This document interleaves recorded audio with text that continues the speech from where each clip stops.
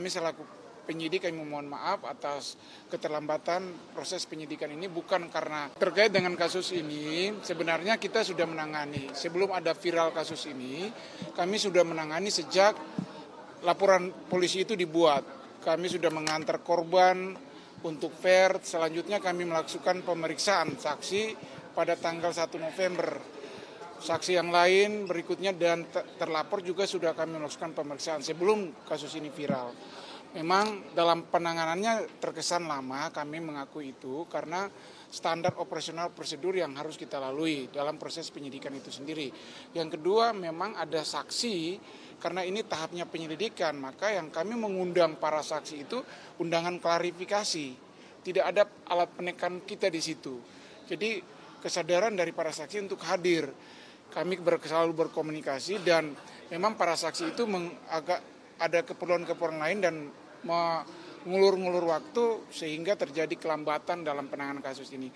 Kami selaku penyidik kami memohon maaf atas keterlambatan proses penyidikan ini, bukan karena keinginan kami, tapi ada juga hal-hal non teknis yang kami hadapi. Berikutnya kami juga sudah menyampaikan SP2HP.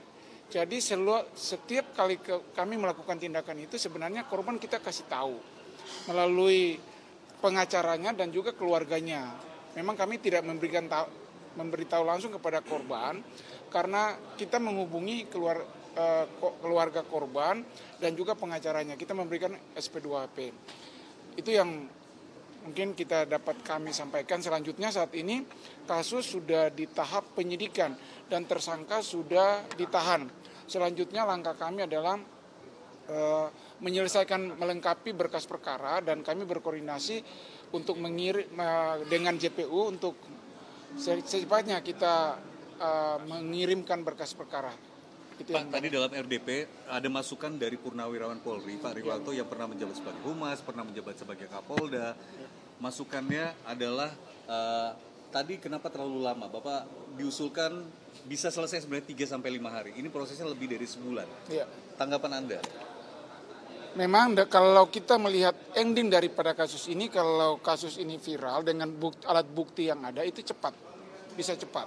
Karena pada saat pelaporan yang terjadi pada tanggal 18 Oktober kepada pihak Polres Metro Jakarta Timur itu tidak diberikan keterangan-keterangan ataupun dilampiri dengan foto-foto dan video yang viral saat ini. Jadi kami menanganinya layaknya kasus-kasus pidana umum biasa lainnya. Jadi butuh proses tahap penyelidikan, penyidikan sampai upaya-upaya hukum yang harus kita lakukan. Jadi itu yang kami sampaikan, kalau memang ada bukti yang seperti viral ini, kasus ini kan cepat. Kita tanganinya pasti cepat. Karena awal mulanya itu tidak dilengkapi dengan bukti-bukti foto dan juga video yang sekarang viral itu. Pada saat laporan kan korban datang ke Polres Metro Jakarta Timur, korban sudah bersih, artinya lukanya sudah dibersihkan, sudah dipakai salep. Karena sebelum datang ke Polres laporan, si korban sudah diantar oleh ibu tersangka untuk ke klinik, berobat ke klinik. Jadi pada saat datang, korban kita lihat normal, memang ada bukti luka. Dan selanjutnya kami mengantar korban untuk visum.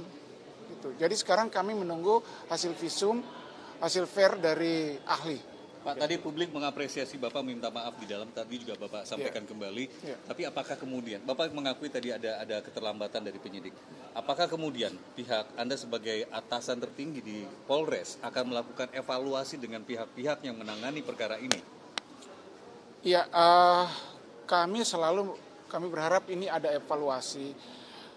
Tapi kami juga harus terikat dengan SOP yang berlaku di Polres Metro di Kepolisian Negara Republik Indonesia.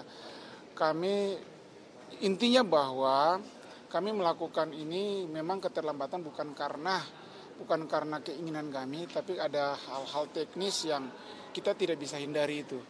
Karena undangan klarifikasi itu, karena tadi yang bukti saya bilang bukti foto lukanya dan foto kejadiannya itu, rekaman kejadian itu tidak diberikan sama kami. Jadi kita menanganinya sesuai dengan SOP yang berlaku.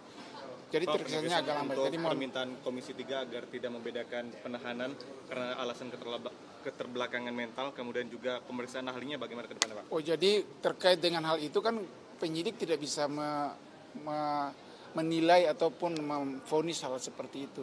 Yang menilai adalah hakim nanti.